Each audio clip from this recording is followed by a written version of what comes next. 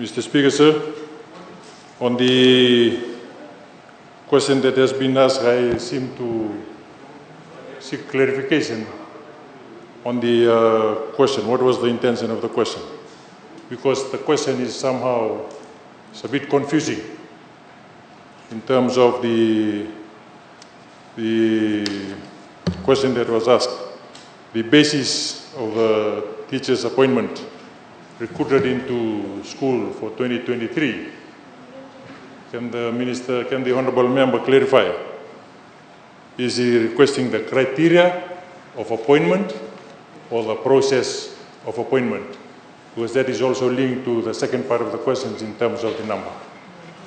Thank you. Thank you. Honourable M. Chan, would you?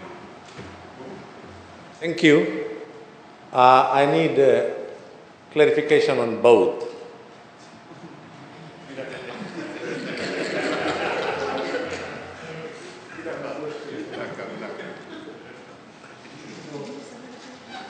Thank you, Mr. Speaker, sir.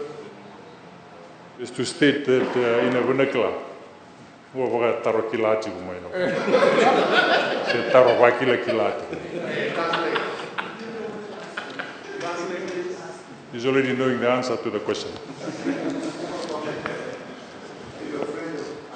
Mr. Speaker, sir, as the former head of HR of the Ministry of Education, I have no doubt that he's already on the question to this. Maybe he's been given some information from his friends within the ministry, some of whom were alleged to have campaigned for him and the former Minister for Education in the recent general election. But not to worry, Mr. Speaker, sir. We are almost finishing the investigation.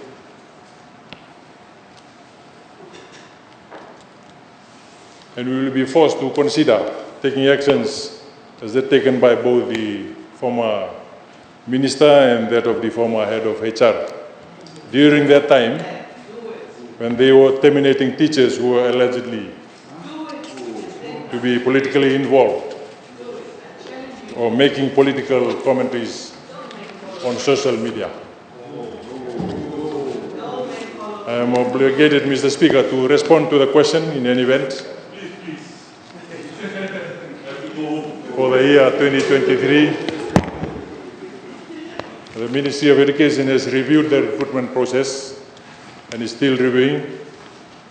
That was previously adopted by the opposition parties while it was in government.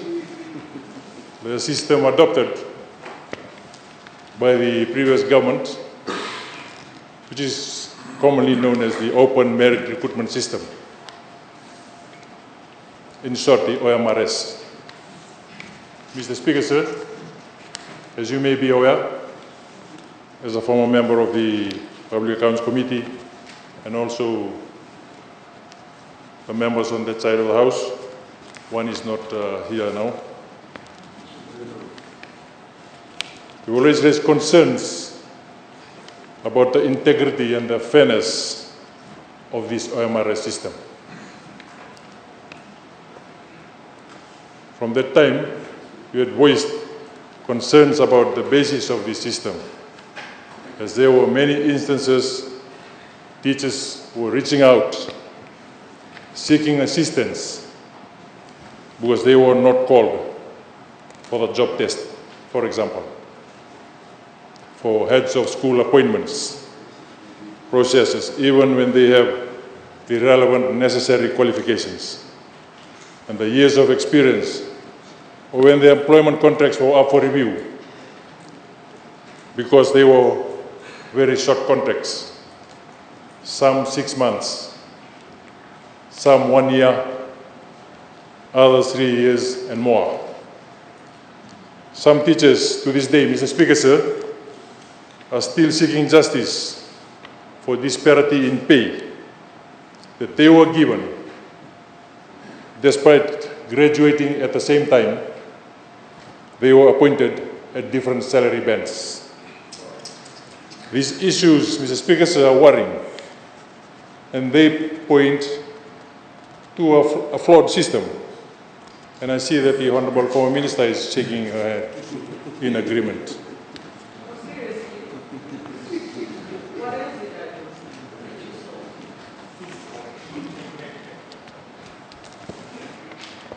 They point to a system which promotes injustice, bias, nepotism, cronyism, and creates a very toxic work environment that can only affect teacher performances and student learning.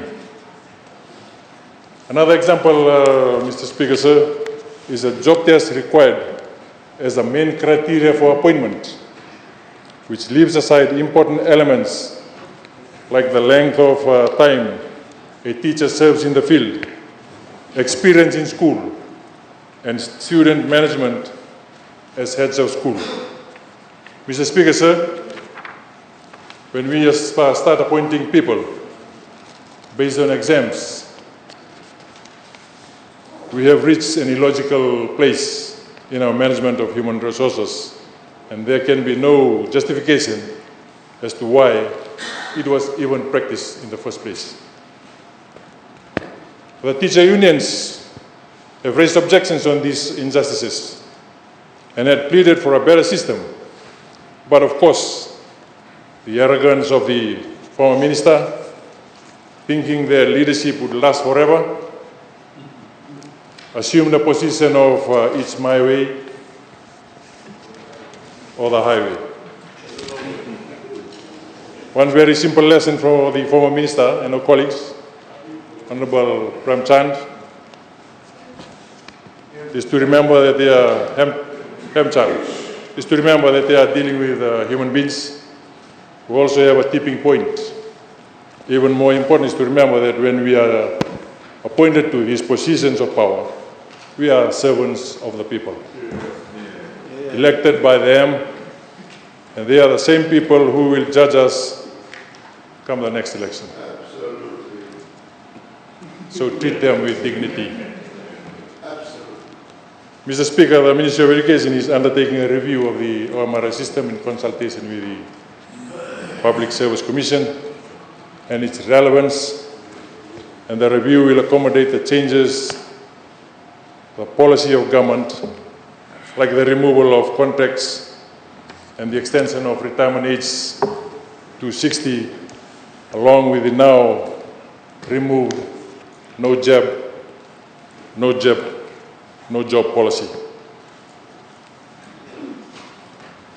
We've also continuously highlighted the shortage of teachers in the primary and the secondary level, and we are working hard to resolving these shortages, as we have always publicly acknowledged, announced a continuous shortage. That is something that the Ministry of Education has always been challenged with. In terms of the basis of recruitment for new teachers 2023, one is through resignation. There were 377 in total to date. Number two is deaths. There were unfortunately 28 deaths in total that occurred, thus creating vacancies. Number three, there were also new establishments due to new schools. There were also new streams added to existing schools. For instance, there were 8 teacher primary school and 4 teacher secondary school recruited for industrial art, maths, physics, computer, Wasapakapiti lessons. There were also recruitments to temporary fill-in for official leaves for those undergoing in-service study leave, or leave without pay, or maternity leave, etc., etc. There are also teachers who have opted to retire, despite the retirement age being extended to 60. Unfortunately, 76 teachers have been re-engaged, with 2 for ECE, 50 for primary education, and 24 for secondary education. Now, Thank you, Honorable Minister of Education.